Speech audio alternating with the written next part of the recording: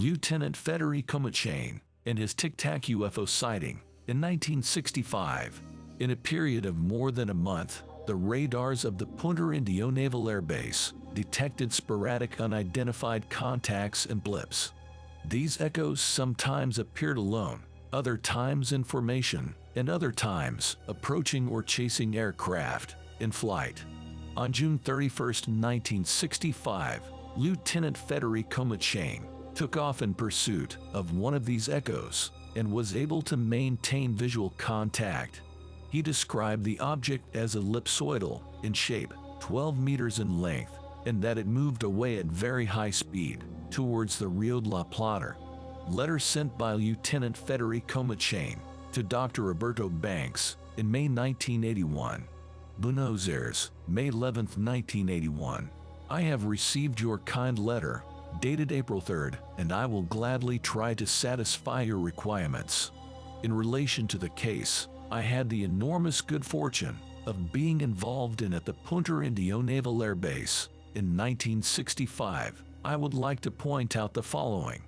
During a period that I find it difficult to specify, perhaps 4 or 6 weeks, we made observations of unidentified contacts on the radar screen of the ground control approach equipment of the base. At that time, I was complementing my responsibilities as flight instructor, professor at the Naval Aviation School, and head of the logistics department with those of operating officer and GCA instructor. The observations I refer to occurred sporadically and consisted of, basically, 2 or 4 blips, which stood out clearly on the screen and showed a definite and coordinated displacement. At first, we did not pay attention. I am referring to 2 other GCA officers and myself to such echoes until on one occasion, on a day of thick fog, my Beechcraft C-45 aircraft had to take off from the base to Aero Park. On that occasion, we observed 2 echoes that were located behind the plane from the beginning of its takeoff run until it was flying approximately over the Magdalena area. We informed the pilot about the echoes and asked him to try to verify their position visually, which was not possible due to the existing fog. This experience caused me deep concern, since I did not imagine then, not even remotely, that it could be something abnormal, but I attributed it to different factors that proceeded to verify, such as antenna failures, equipment failures, aircraft electronic shadow, atmospheric problems. Other aircraft, no equipment or antenna failures were found. No special atmospheric or meteorological situations could be detected. A few days after the above-mentioned experience, a similar event was repeated, but during which the strange echoes followed and evolved behind a single-engine aircraft whose pilot could not observe them. This episode lasted about half an hour. Deeply intrigued, I began to recall the comments made by U.S. naval aviators about UFOs during the period I studied and graduate as a naval aviator in the United States. I slowly began to admit that our radar experiences could be of that nature. I began to go to the base at night to observe through the radar screen, and one night, with witnesses around me, we observed a formation of 6 echoes, flying in a V formation at an estimated altitude of 15,000 feet and a speed approaching 5,000 kilometers per hour. Finally, having accumulated several observations and having exhausted all the verifications available to us, I decided to report my presumptions in writing to my superiors. This report, concrete and objective, was accepted with absolute seriousness, and opinions were requested from officials knowledgeable about this type of phenomena. Then came the opportunity of the experience that you know, and that totally and absolutely confirmed what I had assumed.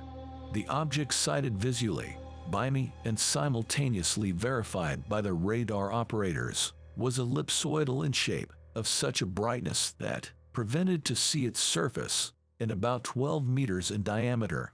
When I sighted it, it was about 200 meters from my plane, and I could see it clearly, and without any doubt, For at least 30 to 40 seconds, I did not perceive any anomalies or disturbance, neither in the plane nor in my person. When my return was ordered, I returned to the landing, while the object flew away at very high speed towards the Rio de la Plata, passing over Las Pipinas. Subsequently, I dedicated myself to read and learn as much as possible about the UFO phenomenon, which eventually led me to relate with other people dedicated to the same. I have also elaborated my theories, which I have discussed and sketched with friends and scholars. Since you ask for my opinion, I will gladly summarize my thoughts.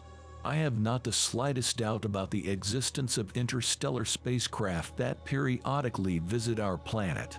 I assume they come from outside our solar system. I believe that they study us as we study the indigenous people of Australia, or perhaps the bees, without direct contact with them.